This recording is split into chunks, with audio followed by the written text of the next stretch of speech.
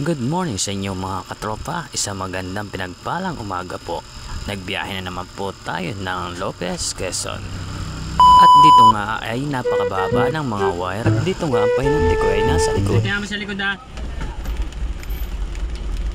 At ito nga po, dahan-dahan ako pagpasok at napakalit din naman po ng daan. At napakasikip at napakakita ng kalsada rito. At maputik din po. At dito nga po ay isa lang po ang kasama kong pahinante. Kasi wala po yung pahinante kong isa ay nag-resign nga po. Makikita niyo po ang atrasan ko. Marami pa pong nakakalat. Dito nga po. Palaban na naman tayo ng akutan. Yan nga po, okay na po ang ating aatrasan. Nalinis na po nila. Aatras naman po tayo mga katropa. Atras na bahala po tayo, ka sa buhay mo. Ginusto mo yan eh.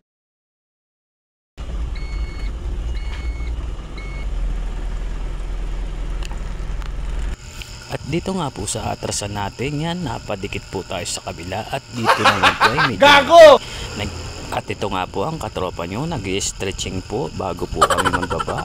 Alam nyo na, driver ay nakakapagod din naman. Yan nga po ang aming didiskargahin, napakakapal ho ng salamin. At lipat po tayo sa kabila. Ganon din po kakapal ang aming ibababa. Dito nga po, nasa kondisyon na tayo. Pinagtatanggal ko na po ng tali ang aming pahinanti. Nga po, yan nga po, magdidiskarga na po tayo mga katropa. Ito pong salamin na ito ay napakadelikado kasi napakadulas po. Fast forward po tayo mga katropa. At yan nga po, nakakaramdam na po kami ng pagod.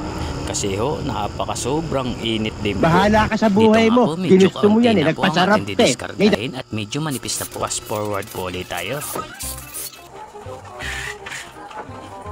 Yan nga po at medyo kakaunti na at matatapos na rin po tayo. At salamat naman, makakatapos din tayo ng isang kamada.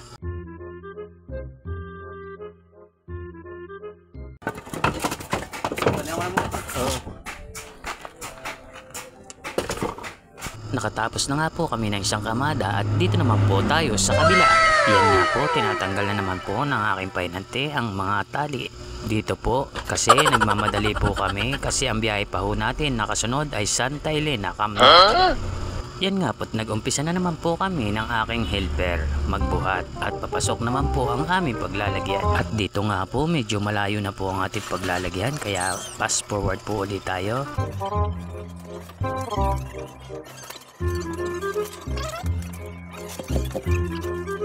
Nakakapagod po talaga kasi sobrang init po.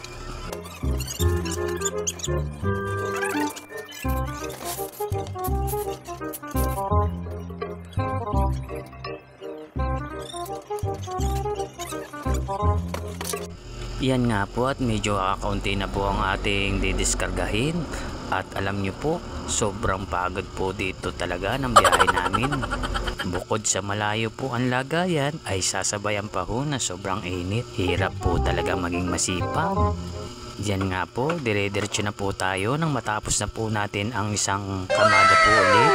At dito na lang po natin tatapusin ang ating kwento mga katropa. At hanggang dito na lang mga katropa. Sa susunod na lang natin video, kung may comment po kayo, palike naman po at pa-share. Ay, sobrang pagod ngayon na. Grabe.